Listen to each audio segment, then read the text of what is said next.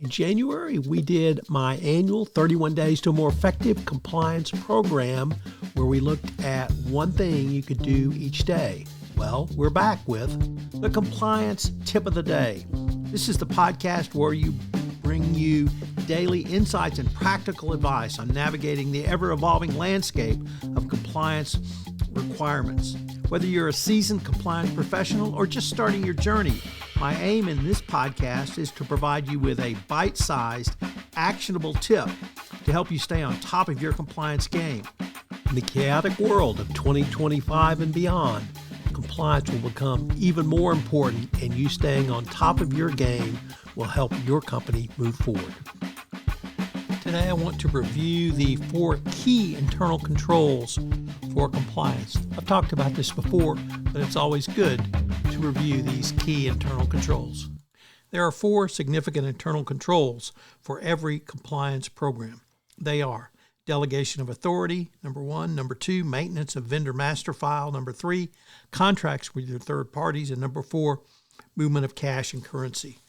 Your delegation of authority should reflect the impact of compliance risk, including both transactions and geographic locations, so a higher level of approval for matters involving third parties for fund transfer and invoice payments to countries outside the U.S.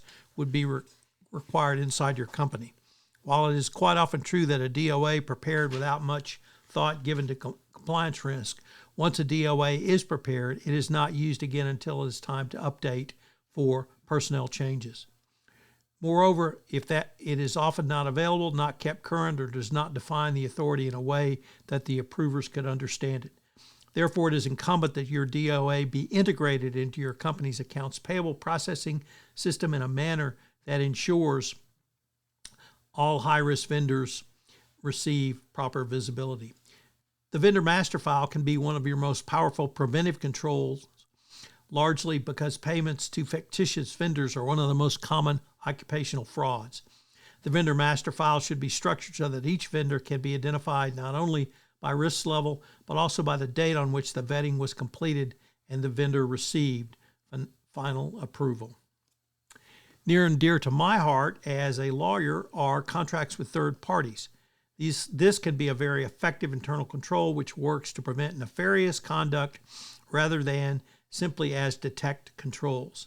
I would caution that for contracts to provide effective internal controls, relevant terms of those contracts, including, for instance, the commission rate, reimbursement of business expenses, use of sub-agents, etc., should be made available to those who process and approve vendor invoices.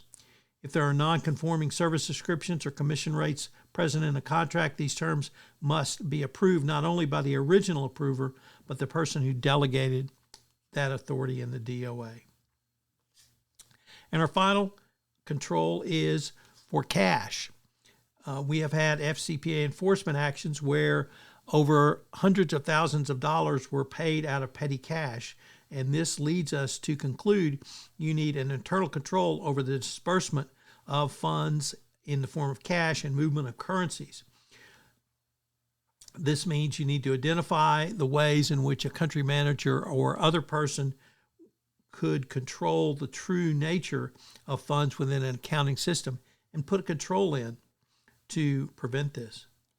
This means, of course, wire transfers outside the U.S. should have defined approvals in your DOA, and the persons who execute the wire transfers should be required to evidence agreement of the approvals to the DOA. Lastly, wire transfers going outside the U.S. should be required to include a description of the proper business purpose. The bottom line is that internal controls are just good financial controls. Internal controls that detail requirement for third-party representatives can help detect fraud and prevent bribery and corruption. So what are today's 3 key takeaways? Number 1, remember that the top 4 internal controls for an effective compliance program. 2, effective internal controls should do more than protect, but also prevent internal controls or program violations. And 3, always remember, effective internal controls are good financial controls. I hope you will use this episode to revisit your 4 basic internal controls in these areas going forward.